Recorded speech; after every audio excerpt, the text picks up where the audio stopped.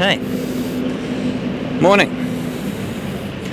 Well, it's a pretty exciting day for me today, this entering politics.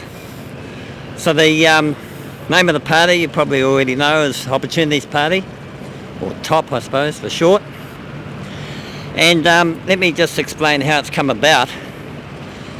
I think that New Zealand's really not fulfilling its potential on a number of fronts actually. I think the country's got a lot of potential, and I sort of see things like the level of inequality that we've got, and I'm pretty unhappy about that. I think we can do stuff about that. Obviously poverty, the poverty numbers I think are too high, and this latest in this saga is the the falling affordability of housing, which has sort of got to the point now where, you know, I would have to have doubts if this continues that my grandkids would be able to rent, let alone bloody own a house. So I think there's a lot of stuff we can do here, and I think, you know, if you're coming at it from a policy point of view, I don't actually think it's that hard. I think if, you know, based on the sort of evidence-based stuff that I've worked on my whole career, this stuff should have been solved. So then you ask the question, well, why hasn't it? And I think the issue primarily is establishment politics and career establishment parties and career politicians. My problem with them is that they give priority to no change. They do not like disturbing voters. They feel, I feel that they look at their career prospects above all else. They act much as trustees do really in the financial sector, which means that they don't take appropriate risks. And obviously as a result of that we don't get the level of returns that we should. So I think we can make a difference in this area. So you know, it's nearly Guy Fawkes Day I guess, so I'm here to sort of light a fuse under this place really is my sort of feeling. What I want to see us do is nudge, push, shove the establishment parties, whoever the government is, to making a real difference on the prospects for New Zealanders. So that I feel that a fair society is one that will gain far more prosperity overall. So that's what we're here to do. Obviously we're starting today from ground zero, so we've got a bit of work in front of us. Our first priority is to get our policies out. I've got them. So for the next couple of months we'll spend time doing that. The first one will be released on December the 8th. So, and then the last one, because we've only got half a dozen or so that I think will make a big difference, will come at the end of January, beginning of Feb. And then we'll have a dialogue with the New Zealand public, and if they like it, they'll back us. If they don't, they'll shove us, won't they? I mean, that's pretty clear. And if we've got enough backing by, say, March, then we'll obviously register and we'll go for the doctor on this. So that's it really. That's all I've got to say today. And I guess the next episode from us will be December the 8th. So, open to questions. How much of your own money will you be putting into the party? Well, I thought about that this morning, you know, when I was sort of walking across the car park to work. And I thought, you know, isn't it bloody disgusting that we spend all this money on political campaigns? You know, I can get a far better return on that money by spending it on people who need it. So my task, my objective here will be to spend as little as possible. Now we've all got a cap, all these parties have a cap on what they're allowed to spend. I'd rather see that money go to charity actually, to be spent on this nonsense. But, you know, given that, if I have to spend it, I'll spend it. Do you expect though that the party will be largely self-funded by yourself? Oh yeah, well I mean we opened this morning to members, and to be a financial, you've got to have financial members, right? That's the way these things work, to register with the electoral office. So I've set the fee at $20, but if we don't register I'll give it all back to whoever's, you know, prepared to give this a go. But at the end I would expect to be you know, a major part of whatever funding we do, absolutely. I don't think funding's an issue. Are you going to stand in a seat or is this a list only? No, I really want it to be a list-only party, and the reason I say that is I only want to come in here if I can make a difference. I'm not interested in making up the numbers. I do have other things I can be doing and enjoying. So the way to do that, I feel, is to stand only on the list. So that means you get 5 or 6 MPs. Then, of course, you do still take a risk. But you still might not have influence. Just go and talk to Winston in terms of his current position. So that's no guarantee. But the problem with going for an electorate is I might be here by myself and I'd rather be somewhere else, thanks. I mean, getting to that 4% threshold in less than a year is an impossible task, some would say. Do you think What do you mean? Yeah. It is a big task, but that's up to New Zealanders. I mean, we'll be pretty transparent about this. This policy thing will all be out in the next couple of months, and then you can either say yeah or you can rubbish it. And whatever you do, we will follow. Do you think this could actually hurt the next Well, I sort of start with a philosophy that you need fairness in a society. And if you have fairness, then you get more prosperity. The two go together. There's a lot of work being done on this by the OECD and so on around the world that shows that if you allow inequality to get beyond certain thresholds, then it does actually impede not just the material incomes of people, but the well-being of people. And so to me the two go together. So, this left-right thing is always, the right, oh, we're just going for growth and, let trickle-down work, assumption, right? And the left say, no, that's disgusting. We've actually got to get everybody, an equal suck of the sad first before we can do anything. Well, I don't see those as opposites. I think you need both. And that's what this is about. Are you worried, though, that you could end up as a somewhat polarising figure playing the same role next year that Kevin O'Connor did in 2014? I've always been polarising, so I don't find that as new territory. Kim.com, I think of something better. How about Trump? Whatever. No, I mean, we just stand on our own merits, and you got, the people in New Zealand will decide whether they want to back us to have a go at this or not. So you see yourself as the New Zealand version of Donald Trump?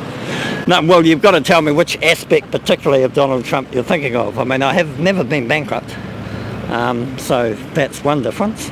But what do you admire about his campaign? What do you like about his campaign? I don't like anything about it. Okay, but So in what way would you say you are similar to Donald? Well, I guess in the sense that I haven't joined an establishment party, that we are coming in here to push whoever the government of the day is, which will be an establishment party. I mean, let's face it, whether it's the Nats or whether it's Labour, they've got track records of having run the operation of government over many, many decades. Who the hell am I to stand up and say we can do it better? I don't want to do that. I want to get the right policies in here to increase our well-being. So you're running as the anti-politician, are you? Well, I'm not a career politician. So I don't need to be here. I'm here to see if we can get these policies in place, and if we can, then we'll move on to chapter 2. Those policies you talk about, can you give us a little bit of a hint of what they might be? Well, I mean, I won't and directly, but I mean, anybody who's followed me over the years and read any of the books and that knows the sort of, stuff I go on about, which really is just giving everybody an opportunity to participate. I think that's your base. It's about recognising the value of unpaid work, for example. There's 1 million people in this place who work and don't get paid. This economy would collapse without that effort. And so I think that needs to be recognised better in our tax and welfare system, for example. Earlier this year, you said Labour didn't have the balls to properly implement the universal basic income. Is that something that would be on the table? Well, I'm not going to preempt it. I like the concept of a UBI, definitely. It's a question of what level you set it at and how you fund it. So unless you actually have how you're funding this transparent, then it's a pipe dream, isn't it? That campaign will make things difficult for you to get that right? Quite the opposite, actually. I'm feeling quite proud of what we did with cats now. Have you seen the snip and chip or whatever it is down the road? So the whole cat thing really now is in the hands of the regional councils and the district councils to implement. It's about having cats and wildlife compatible. It's not that hard. Who do you want to vote for you? Who's Well, I thought, that's a good question. I've thought about this in terms of, because people say to me, well, what's the profile of the voter? And all I can say to you is anybody who cares about New Zealand as opposed to themselves, right? So that rules out the ACT Party. You're strong on emissions targets and climate change as well as the campaign. Yeah. Are you sort of looking for that blue green vote? Well, I don't know. I don't think you can categorise it. I think that, I'm looking for a fairer society. I'm looking for an economy that actually powers even stronger. I mean, the Nats have done pretty well, I think, in terms of what's happened with, just pure economic growth. But it does concern me the cost of that, which is this loss of affordability of housing and this persistent inequality. Have you had any discussions with people in terms of finding potential candidates? No, I haven't done any of that yet. The way I designed it is that the priority now is to get the policy in front of you and in front of New Zealand, to have you, embrace it, rubbish it, whatever, critique it, and then hopefully out of the woodwork will come, potential candidates and members. I just heard, actually, we only opened an hour ago, right, so we're nearly got 200 members already, so, and I haven't told them anything yet, so. Talk about what will your policy be around Well, I think I would like to see more capital in New Zealand flowing into businesses and creating jobs and incomes, and that capital and reducing our reliance on overseas capital to fund our current account. So you've got to ask yourself, well, where would that come from? And the obvious place is the overinvestment in housing. I mean, just ask this question, why is it that Germany, one of the most well-performed economies in the last, 30 years, has still got the same house price to income ratio that we had back in the 70s and 80s. You know then, so what will your policy? Well, no, I'm not telling you the policies. That's December the 8th, that one will be released. Gareth, a bit off topic, but as an owner of the Phoenix, do you still have faith in the community as a coach, and how long is it going to give it 10 things around? Well, it would, that is off topic, but that's fine. Yes, the answer to the first is yes. Mind you, last time I said that about Ricky Herbert, you all then accused me of sending him down the laundry chute, so maybe I shouldn't say anything. But I think, the Phoenix remains a work in progress. I mean, the big problem with the Phoenix is that the deck is stacked against us. Every time New Zealand, the All Whites play, that guts our team. And so what does FFA say to us? Well, why don't you hire more Australians? Get the New Zealanders out of your team. Problem. So, work in progress. When it comes to the treaty settlements and other seats, The question is treaty settlements, Maori seats. I'm on record as saying I don't agree long term with the principle of Maori seats. But I do agree with the fact we need Maori seats now. Reason? We are not honouring the treaty. So until we honour the treaty, we're not confident enough as a people to not have to have affirmative action, it's called, for Maori. So part of one of the policies we will be releasing, which is to do with national pride, is honouring the treaty. What does that actually comprise of? What does it mean? And what are the consequences for the legislative umbrella? You said previously you don't want to go into politics. Why? I'm not. Why now? Have you gone in? Well, it's just so easy, really. I mean, I've sort of worked on this stuff for so long, and you sort of sit back objectively and, I've got a reasonable amount of confidence I know what to do. And then I say, well, why the hell don't they do it? And it's this averaging issue, they all gravitate to the middle.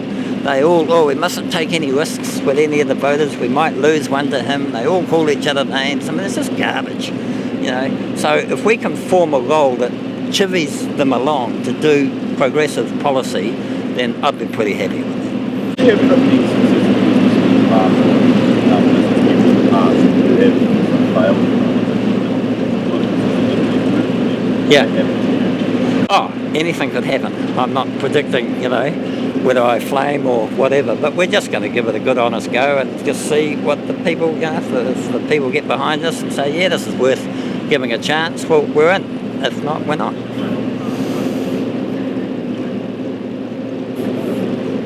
Okay. Thanks very much, guys. Cheers.